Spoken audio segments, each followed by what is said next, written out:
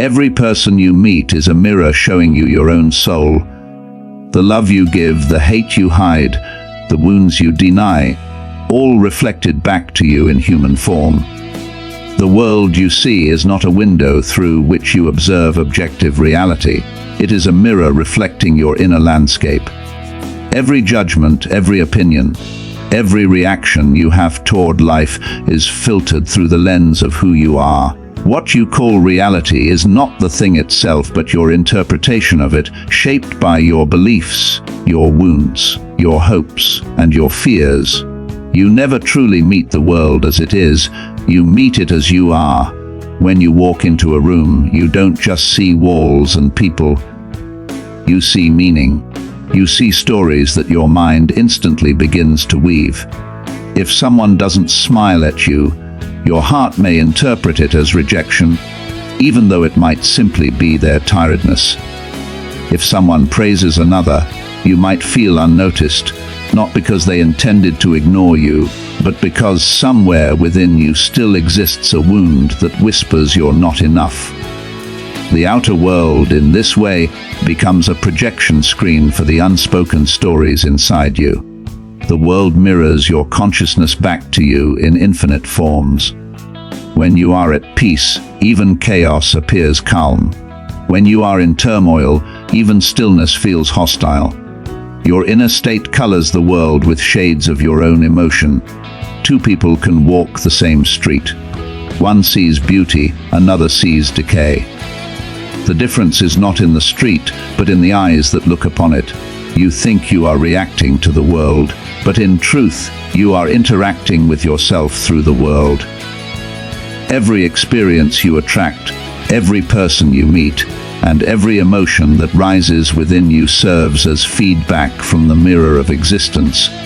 The external world becomes a dialogue between your conscious and unconscious mind, between what you know about yourself and what you have yet to realize. If the world feels cold, perhaps your heart has closed. If the world feels hostile, perhaps your mind is filled with suspicion. If everyone seems selfish, perhaps it is your own unhealed resentment that is being reflected back. The mirror never lies, it only shows what stands before it. But most people do not look long enough to see themselves in it. They rush to wipe the mirror clean, blaming others for the dirt that is their own. The truth is uncomfortable because it demands radical responsibility. It means that no one is truly to blame for how you feel. Not the stranger who cut you off in traffic, not the friend who forgot your birthday, not the world that sometimes feels unfair. These moments simply reveal the parts of yourself that are waiting to be seen. Life shows you your inner world in the language of events. The mirror doesn't judge, it only reflects. When you shift your inner world, the reflection changes effortlessly. You do not need to fight the image in the mirror to alter your appearance. You change yourself, and the reflection naturally follows. The same law applies to life. If you wish for kindness, become kind. If you long for understanding, begin to listen. If you crave peace, stop waging war within. The outer transformation always begins inwardly, though most spend their lives trying to polish the mirror instead of cleansing the face that looks into it. The mirror of the world becomes most clear when you stop blaming and start observing. Instead of asking, "Why are people like this?" you begin to ask, "What in me is being reflected right now?" This single question changes the entire structure of perception. It shifts you from victimhood to awareness, from reactivity to reflection. The world ceases to be an enemy and becomes a teacher. The mirror shows your light as much as your shadow. When you meet someone who inspires you, it is not just their greatness you admire, it is your own potential being mirrored back. You could not recognize beauty if it did not already exist in you. You could not recognize courage, kindness, or brilliance unless some spark of it lived in your own heart. The admiration you feel is not an accident. It is your soul reminding you of who you are. And when you encounter cruelty or arrogance, that too is a mirror, not necessarily of the same behavior, but of the feelings those traits awaken in you. The anger that surfaces may point toward your own boundaries or your forgotten strength. The sadness that emerges may reveal an old story of betrayal still lingering inside. Every reflection, no matter how painful, has a message waiting to be understood. The more conscious you become, the clearer the mirror grows. You begin to notice that people no longer irritate you the same way. Situations that once triggered you now invite curiosity instead of judgment. You start to see that life is not happening against you but for you, designed perfectly to help you meet yourself through others.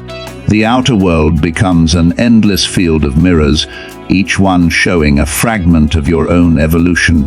This understanding does not mean you must tolerate mistreatment or deny the reality of others' actions. It simply means you recognize that your perception is never neutral. The meaning you assign to what happens reveals your state of mind more than the event itself. You learn to separate what occurred from what you felt about what occurred.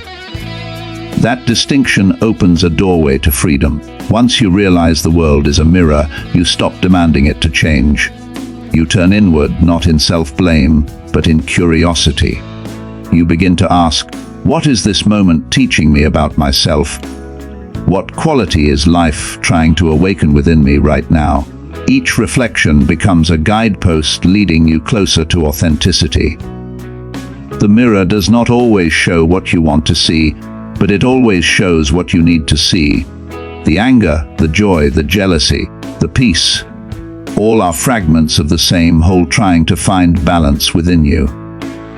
You are both the observer and the reflection, the painter and the painting.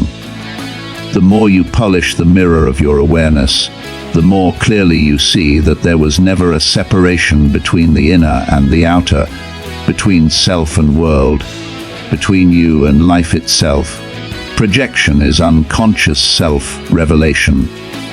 It is the mind's way of showing you who you are without your conscious permission. The traits you admire or hate in others are rarely about them. They are fragments of yourself that you have either disowned or suppressed. Every emotion you direct outward, admiration, envy, anger, love, resentment, is a reflection of something within you seeking recognition. The outer world becomes the canvas on which your inner world paints its hidden truths. You may believe you are seeing others clearly, but what you actually see is your own mind projected onto them. The person who frustrates you, the one who inspires you, the one who triggers deep jealousy. Each of them acts as a mirror for the parts of yourself that live in shadow or light. When you say, "I can't stand how arrogant they are," it might be your own buried pride calling for awareness. When you say, "I wish I could be as confident as they are," you're recognizing an aspect of yourself that has been locked away, waiting for permission to emerge. Projection is not a flaw of perception. It is a clue to self-understanding. It reveals what your conscious mind refuses to claim. The things you condemn in others are often the things you secretly fear exist in you. The qualities you praise are those you long to embody. Through projection, life becomes an ongoing psychological dialogue between the parts of yourself you've accepted and those you've rejected. You may think you know yourself, but the self is layered, and the conscious part is only the surface. Beneath it lies the unconscious, holding everything you've repressed, denied, or forgotten. Every time you say, "I would never be like that," the unconscious smiles, because it knows that rejection is the very reason projection exists. What you deny in yourself must find expression somewhere, and the easiest place for it to appear is in your perception of others. When you encounter someone who provokes a strong reaction in you, whether admiration or hatred, that emotion is a message. It's your unconscious trying to tell you something about yourself. The anger that rises when someone brags might not be about them at all. It could be your own unexpressed desire to be recognized. The discomfort you feel around someone's vulnerability might be your own fear of being seen as weak. The attraction you feel towards someone's passion may be your own buried aliveness trying to reach the surface. Projection makes relationships both beautiful and painful. We fall in love not with people as they are, but with what they awaken in us. We fall into conflict not because of who they are, but because they reflect the parts we've tried to hide. Every bond, every fight, every heartbreak becomes a mirror for our inner divisions. The person you love deeply often mirrors your light. The person you can't stand mirrors your shadow. Both are essential to knowing who you truly are. You can see this in simple, everyday ways. When you criticize someone for being lazy, look closer. Are you suppressing your own need for rest? When you resent someone's freedom, could it be that you've caged your own desires? When you judge someone's ambition, are you secretly afraid of your own power? The mind uses projection to keep the self-image intact, to protect you from confronting uncomfortable truths. It's easier to point the finger outward than to turn the gaze inward.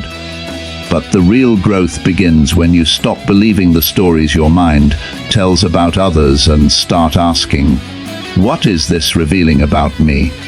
Each time you feel a strong reaction, pause and look inward. The irritation, the jealousy, the admiration, these are not random emotions. They are invitations to reclaim pieces of yourself you've abandoned. The people who trigger you most are often your greatest teachers, because they show you where your unconscious is still operating without awareness. Projection is the bridge between the known and the unknown self. It gives form to the invisible. The unconscious cannot speak in words, so it speaks through images and emotions projected onto the world around you. The person who annoys you is not an accident, they are a message. The person who fascinates you is not coincidence, they are a symbol of your hidden potential. Through others, you meet yourself again and again, in disguise. The tragedy is that most people never realize this. They spend their lives blaming others for the very qualities they refuse to acknowledge within. They fight their own reflection, trying to fix or change what exists outside, unaware that the source lies within. Every judgment becomes a missed opportunity for awareness. Every conflict becomes a rehearsal of the same inner war. Until you recognize projection, you remain trapped in an illusion. The illusion that your suffering comes from others, rather than from your own disowned self. To work with projection is to walk the path of integration. It means facing the parts of yourself you've labeled as unworthy, shameful, or unacceptable. When you stop running from these parts and begin to see them as aspects of your humanity, something shifts. You begin to understand that every quality, whether light or dark, has its purpose. Anger can become strength. Envy can become inspiration. Fear can become awareness. When integrated, even your shadows serve your wholeness. The more you reclaim your projections, the more peace you find in relationships. People stop being mirrors of conflict and become mirrors of connection. You no longer need others to carry your denied emotions. You stop demanding perfection from them because you've accepted imperfection within yourself. The outer world becomes softer because your inner world has become more compassionate. Projection reveals the truth that you are not separate from what you perceive. The qualities you notice in others exist in you. Otherwise, you would not recognize them. The mind can only see what it already knows. When you meet someone brave, it's because bravery lives in you. When you meet someone deceitful, it's because you understand deceit. Every human encounter becomes a reflection of your own nature, a dialogue between your conscious identity and your hidden depths. You think you are discovering others, but you are always discovering yourself. Every admiration is a memory of your light. Every resentment is an echo of your shadow. The outer world is not a stage of strangers but a field of mirrors where your unconscious dances in countless forms. And every face you meet, every emotion you feel, every story you live is guiding you toward the one realization your soul has been waiting for. That the self you search for has always been reflected in the eyes of others. Every strong emotional reaction, irritation, jealousy, attraction, is an inner message disguised as an outer event. The emotions that rise within you are not accidents. They are signals from the unconscious, trying to tell you something about yourself. What you feel toward others is not always about them, but about the unacknowledged parts of you that their presence awakens. Your reactions are revelations, reflections of your inner world projected onto the stage of life. When you feel irritation toward someone, it's not merely because of their behavior. The emotion comes because something inside you has been touched. A nerve, a memory, a belief. The person who irritates you is only the trigger. The real cause lies within. The reaction points to an area of your psyche that still holds tension, something unresolved or unaccepted. In that moment of irritation, the unconscious becomes visible. The emotion is not your enemy, it is your guide, revealing what still needs understanding. Jealousy works the same way. It is not a sign of weakness but of disconnection. When you envy someone, you are not truly angry at their success or beauty or happiness. You are mourning the parts of yourself you've abandoned. The person you envy becomes a symbol of your own unlived potential. They show you what you secretly believe you cannot have or do. The pain of jealousy is not punishment. It is longing wearing a mask.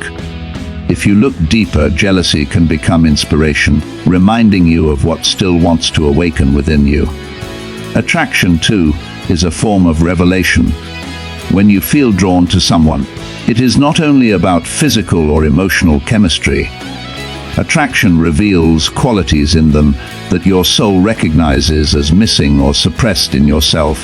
You are magnetized to your own hidden energy reflected in another form. Sometimes you fall for people who embody your unlived courage, your forgotten joy, or your buried freedom. The pull you feel is not toward them, but toward the version of yourself you glimpse through them. Every reaction, whether pleasant or painful, is a mirror. The outer event is the surface, the emotion is the doorway. But most people never walk through it. They stay trapped in the story, blaming others for making them angry, jealous, or sad, without realizing that these emotions are self-created reflections. You think the world is pushing your buttons, but it's your own wiring that makes those buttons exist. Life simply touches them to help you see where healing is needed. When you start to observe your reactions instead of defending them, a deeper awareness unfolds. You begin to notice patterns. The same kind of person always annoys you. The same situation always triggers fear. The same compliment always makes you uncomfortable. These patterns are not coincidences. They are repetitions of an inner theme waiting to be understood. Life keeps repeating the lesson until you recognize it.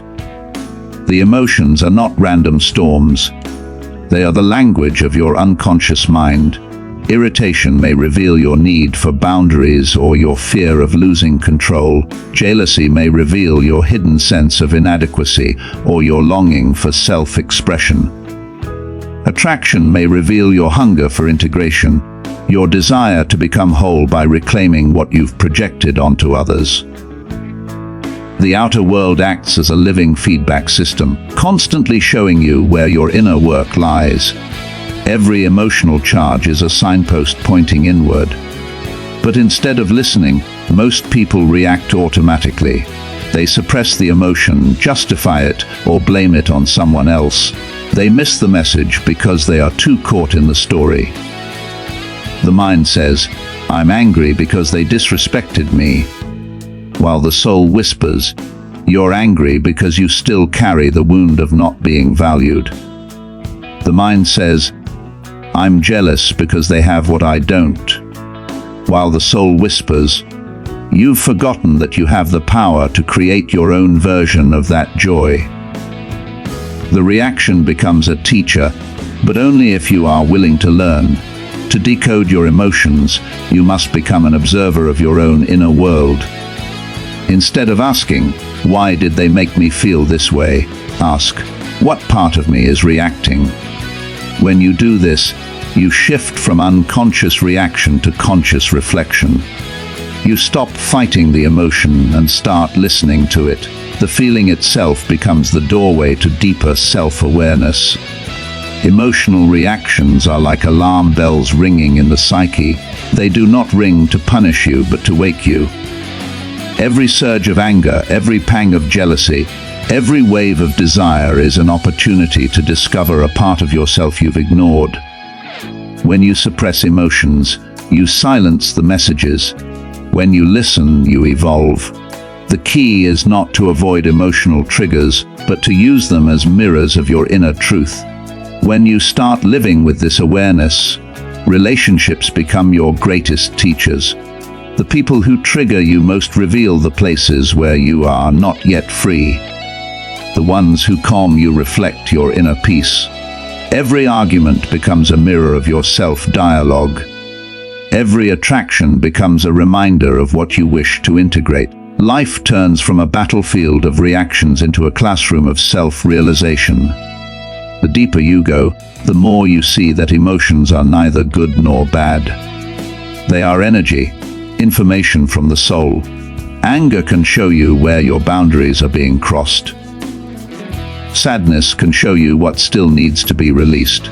Fear can show you where faith has not yet been cultivated. Even joy and love reveal what is already healed within you. Each emotion has meaning when viewed through the lens of awareness. When you take ownership of your reactions, you reclaim your power. No one can make you feel anything without your inner agreement. The world can act as it will, but your emotional state becomes your own responsibility. This doesn't mean you suppress your feelings or pretend they don't exist. It means you meet them with curiosity instead of resistance.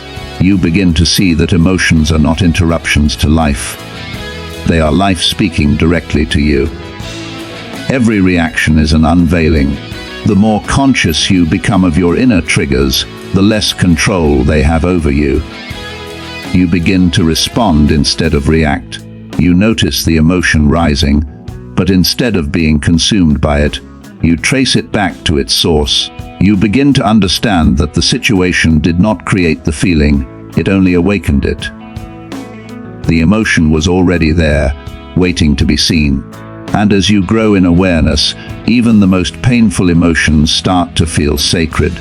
You realize that behind every surge of discomfort lies a message from the deeper self. The outer world merely plays its role in helping you uncover it. Every reaction, every trigger, every spark of emotion becomes an invitation to see what you have not yet seen within yourself, to integrate what has long been forgotten, and to awaken to the truth that the world outside is only the stage upon which your hidden self comes to light. The people you resent are your greatest teachers. The ones who trigger you most aren't your enemies, they're mirrors pointing toward your unhealed wounds. Every person who awakens anger, pain, or bitterness within you is performing a sacred function. They are showing you the parts of yourself that still need attention, compassion, and understanding. You may believe that resentment is caused by what others have done to you, but beneath the surface, it is a reflection of the wounds you have not yet made peace with. Resentment is the emotion that clings to pain long after the event has passed. It lives in the body like a weight, whispering the same story again and again. They hurt me, they betrayed me, they don't deserve forgiveness. But what it truly says is, I have not yet healed from what their presence revealed in me. The people you resent are not just reminders of your suffering, they are reflections of your own unfinished healing. When someone triggers a deep emotional response, it is because they've touched an inner wound that already existed. Their behavior may have exposed a sense of rejection, inadequacy, or powerlessness that you've carried for years. You might not remember when it began. Perhaps childhood moments when you were overlooked, misunderstood, or unloved in the way you needed. These wounds sink into the unconscious, shaping your perception of others. Then, when someone acts in a way that resonates with that old pain, the past resurfaces. You think you are reacting to them, but you are reacting to your history through them. That is why resentment feels so heavy. It's not just about the present moment. It carries the emotional weight of every similar experience you've ever had. The person you resent becomes a symbol of all those buried emotions. You project your unhealed pain onto them, believing they are the cause of your suffering, when in truth they are only the mirror revealing it. The mind resists this truth because it prefers blame over reflection. It is easier to declare, "They are the problem," than to face the vulnerable question, "What part of me still hurts?" But every time you choose blame, you hand your power away. As long as you believe that peace depends on someone else's behavior, you remain chained to them emotionally. Healing begins when you stop demanding that others change and begin to explore why their actions have so much power over you. The people you resent become the keys to your freedom. The anger you feel toward them is not an obstacle to avoid. It is a doorway into deeper understanding. If you look beneath the surface of resentment, you will find sadness, fear, or shame, emotions that have been waiting to be acknowledged. When you feel resentment rising, pause and ask, "What is this trying to show me about myself?" That simple question turns pain into awareness. The trigger becomes a teacher. Perhaps the person who dismissed you mirrors the part of you that still feels unseen. Perhaps the one who betrayed your trust reveals your fear of abandonment. Perhaps the one who criticizes you reflects your own harsh inner judge. Each relationship becomes a mirror through which your inner world is revealed. The stronger the emotional reaction, the closer you are to something important that needs healing. Resentment often hides beneath righteousness. You convince yourself that you have every reason to be angry, and perhaps you do. But the point is not about right or wrong, it's about liberation. Holding resentment may feel like protection, but it is actually imprisonment. It keeps you bound to the very energy that hurt you. To release resentment is not to excuse others' actions, it is to reclaim your peace from their grip. Forgiveness, in this sense, is not about them, it's about you. When you begin to view resentment as a mirror, your perception shifts. The person who once seemed like your enemy becomes an unwilling teacher of your inner truth. You start to see that they entered your life not by accident, but as part of your evolution. Their presence forced you to confront emotions you would otherwise keep buried. Without their trigger, you might never have discovered that wound. What once felt like betrayal now becomes revelation. Every person you resent carries a message from your unconscious. The more resistance you feel, the deeper the message runs. That's why some people barely affect you, while others shake your entire foundation. The intensity of your reaction reveals the magnitude of what lies unresolved. Your emotions are not random. They are precision instruments guiding you toward self-knowledge. The more you listen to them, the freer you become. To learn from resentment, you must bring awareness to it without judgment. Observe it as you would observe a reflection in water. Notice how your body tenses, how your thoughts loop, how your heart tightens. This awareness alone begins to dissolve its power. Resentment thrives in unconsciousness. It weakens in the light of observation. When you can feel anger without becoming it, the mirror begins to clear. You no longer see the world through your wound. You see the wound through your awareness. It is through this process that healing begins.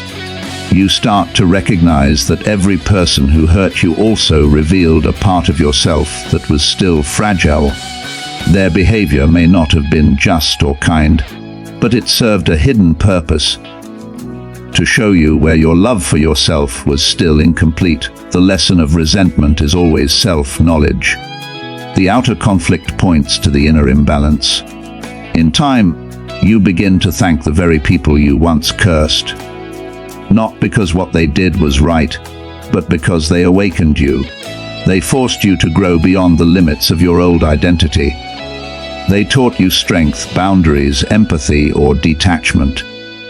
Without their reflection, you might have remained asleep to your own depth.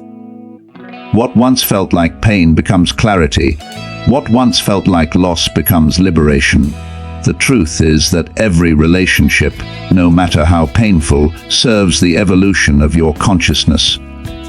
The people you resent the most are the ones who unknowingly help you reclaim the parts of yourself you've lost. They draw out your shadows so that you can finally see them, and in seeing them, you begin to heal. Resentment, when seen with awareness, becomes revelation. A mirror through which your hidden self is finally brought to light. Wholeness begins with reflection, not judgment. True growth comes when you stop blaming others for reflecting what you refuse to see. Life continuously mirrors your inner world through people, situations, and emotions, not to punish you, but to awaken you. Every judgment you cast outward is a signpost pointing inward, revealing something about yourself that longs to be acknowledged. The more you judge, the more you stay blind to what life is trying to teach you. Reflection is the art of seeing yourself in everything. Judgment is the habit of separating yourself from what you see. One keeps you stuck, the other sets you free. When you live through judgment, the world appears divided, good and bad, right and wrong, worthy and unworthy. You think you understand people, but you only categorize them. Judgment closes the heart and narrows perception. It turns your inner mirror into a wall. Every time you judge another person, you are refusing to see a truth about yourself. The harshness you feel toward others is often the same harshness you carry within. What you condemn in them might be the very quality you cannot accept in yourself. Reflection, on the other hand, opens the door to wholeness. It does not mean excusing behavior or denying boundaries. It means asking a deeper question. What is this showing me about me? Instead of reacting from blame, you respond with curiosity. You begin to see that the world is not attacking you. It is revealing you. The people who challenge you, the emotions that unsettle you, the situations that frustrate you, all of them are mirrors designed to make you conscious of the hidden patterns that shape your life. Judgment separates you from your own shadow. Reflection integrates it. When you judge, you project your denied qualities onto others, labeling them as the problem. But what you reject externally continues to live internally, gaining more power over you. The things you cannot stand in others are often the parts of yourself you've disowned. The moment you stop blaming and start reflecting, you begin to reclaim your wholeness. You start seeing that every trait, even the ones you dislike, has a place within the totality of who you are. Blame is the mind's way of avoiding responsibility. It says, "They made me feel this way," or "They are the reason I suffer." But reflection says, "This situation is showing me something about myself that I need to understand." The difference is enormous. Blame freezes your growth, reflection expands it. Blame keeps the focus on others, reflection turns the gaze inward. Blame reinforces the illusion of separation. Reflection reminds you that life is a mirror of your consciousness. True growth begins when you recognize that others can only trigger what already exists in you. The anger, jealousy, and hurt that arise are not new emotions, they are old wounds being touched. You may not have caused the pain, but the reaction belongs to you. The moment you see this, judgment loses its grip. You stop demanding that the world stop triggering you, and instead you begin to use those triggers as tools for awareness. Every person who irritates you becomes a teacher in disguise. Every conflict becomes an opportunity to know yourself more deeply. The practice of reflection requires humility. It asks you to question your certainty, to step out of your story and into awareness. It asks you to see that the qualities you despise in others are often the same ones you secretly carry or fear. You cannot recognize arrogance, deceit, or insecurity unless you have known them in some form within yourself. The mirror of life never lies. It simply reflects the aspects of consciousness you have yet to integrate. When you start reflecting instead of judging, you begin to see that even your most painful experiences serve a higher purpose. They are invitations to heal. Judgment may feel powerful in the moment, but it is rooted in fear. It protects the ego by keeping the illusion of superiority alive. When you judge, you feel momentarily safe, as if distancing yourself from others will make you pure. But purity is not wholeness. Wholeness comes from embracing your contradictions, from seeing that light and shadow are not enemies but partners in growth. Reflection teaches you that nothing within you needs to be rejected. Everything needs to be understood. When you reflect, compassion naturally arises. You stop labeling people as good or bad and begin to see them as reflections of human complexity. You understand that everyone acts from their level of awareness, just as you do. The person who lies, the one who betrays, the one who disappoints, they all become mirrors of your own unhealed places. Through them you learn patience, forgiveness, and strength. Through them, you learn what it means to love without illusion.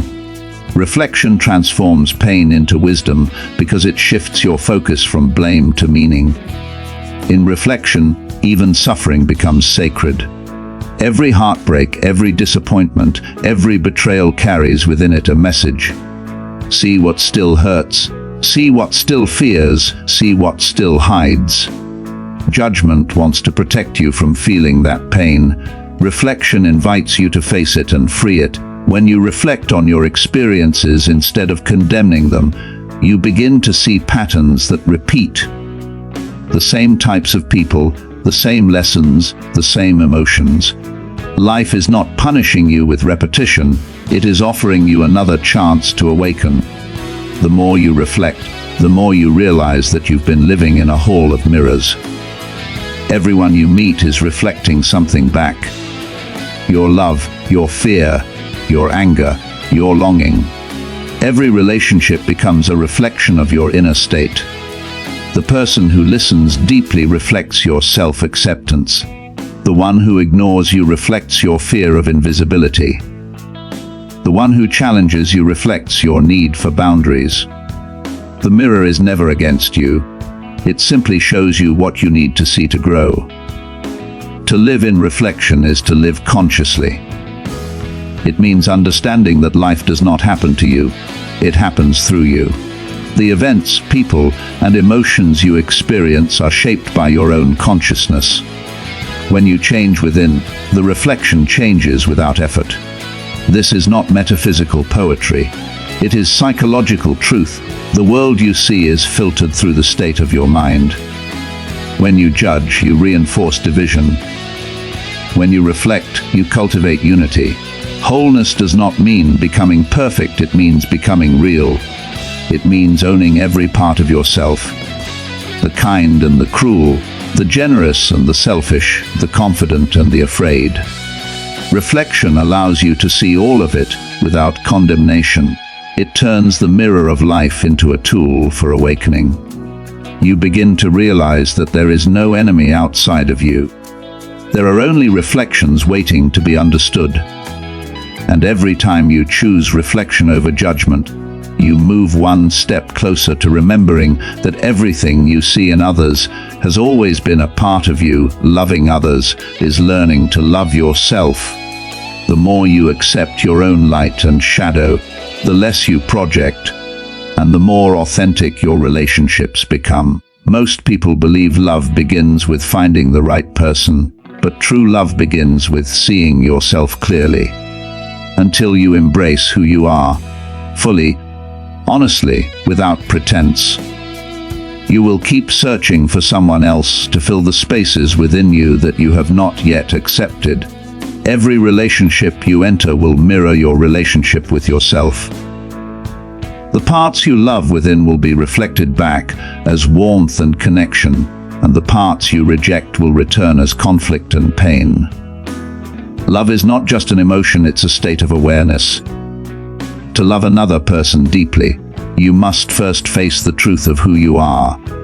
If you reject your own flaws, you will unconsciously judge them in others. If you suppress your own needs, you will resent others for expressing theirs. If you fear your own vulnerability, you will distance yourself when someone gets too close. What you deny within becomes the barrier between you and intimacy. But when you begin to embrace all of yourself, the gentle and the fierce, the confident and the afraid, something extraordinary happens. You stop projecting your inner battles onto others and start relating to them from a place of wholeness. We often think love means finding someone who completes us. But love does not complete, it reflects. The people you are drawn to reveal the parts of you you're ready to acknowledge. The ones who frustrate you reveal the parts you still resist. The truth is, every person who enters your life plays a sacred role in your inner unfolding. Some come to mirror your beauty, others to mirror your wounds. The moment you see relationships this way, love stops being about control and starts being about growth. Every connection becomes an opportunity to know yourself more deeply. When you love from a wounded place, love becomes a battlefield. You seek validation instead of connection. You try to fix, change, or rescue others in hopes that they will do the same for you. You measure love by how much someone fulfills your unmet needs. But real love doesn't operate through need. It flows from self-acceptance. The more you make peace with your own imperfections, the less you depend on others to complete you. You begin to love freely, not because someone makes you feel whole, but because you already are. To love yourself is not arrogance, it's awareness. It's the recognition that you are both light and shadow, capable of kindness and cruelty, strength and weakness. Love begins when you stop dividing yourself into good and bad and start embracing your totality. When you hold yourself in compassion, even in your darkest moments, you stop demanding perfection from others. You understand that everyone is fighting their own unseen battles. You forgive more easily, you listen more deeply, and you judge less harshly, because you've learned to offer the same grace to yourself. The paradox of love is that you cannot give what you do not possess. You cannot truly love another if you have not learned to love yourself. Not in the surface sense of confidence or achievement, but in the deep, quiet acceptance of your humanity. When you hate your own flaws, you will unconsciously hate them in others. When you fear rejection, you will withhold parts of yourself to stay safe. But when you accept who you are, the raw, unfiltered, imperfect truth of your being, love becomes natural. You no longer seek it out of emptiness, but radiate it out of fullness. In self-acceptance, you dissolve projection. You stop blaming others for feelings that originate within. You recognize that the anger, jealousy, or disappointment you feel are not caused by others, but awakened by them. These emotions become mirrors, not punishments. They show you where love still struggles to reach. The more you face those reflections without judgment, the more open your heart becomes. Slowly, love stops being conditional. It stops being about how people treat you and starts being about how you relate to the truth within you. Authentic love is not blind to flaws, it sees them clearly and chooses compassion anyway. It does not demand perfection but invites honesty. When you love yourself, you no longer need others to mirror back your worth. You already know it. You no longer chase approval because you've made peace with your own reflection.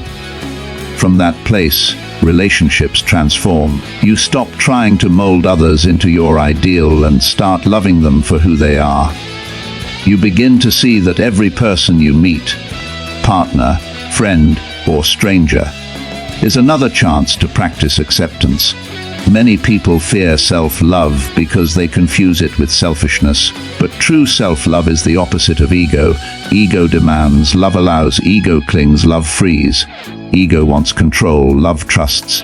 When you love yourself authentically, you no longer need to dominate or be dominated. You can stand in your truth without needing others to agree with it. You can let people be who they are without feeling threatened. That is the essence of mature love. Freedom rooted in awareness. The deeper you go into self-acceptance, the more you see love everywhere. You start noticing how even painful relationships have shaped your growth. You realize that heartbreaks were not failures but awakenings. Every rejection pushed you closer to authenticity. Every disappointment revealed another layer of your inner truth. The people who hurt you the most often carried the deepest lessons. They showed you the parts of yourself you had abandoned. Your power, your boundaries, your self-worth. In that sense, love is never lost. It only changes form as you evolve. Love at its core is reflection. When you look at another person and truly see them, without projection, without expectation, you are seeing your own essence mirrored back. Every act of love you give is a recognition of what already exists within you. The more you accept your inner world, the more love flows outward. The separation between you and them begins to dissolve. You realize that love was never something to find, but something to remember. Loving others then becomes a journey of self-realization. Each relationship is a teacher, each emotion a message, each connection a mirror. You learn to meet others where they are. Because you've learned to meet yourself where you are, you stop chasing idealized versions of love and begin to live the real thing. Raw, honest, imperfect, and alive. You no longer seek someone to complete you because you understand that love was never outside of you. It was within you all along, waiting for you to see it, accept it, and let it flow through everything you touch.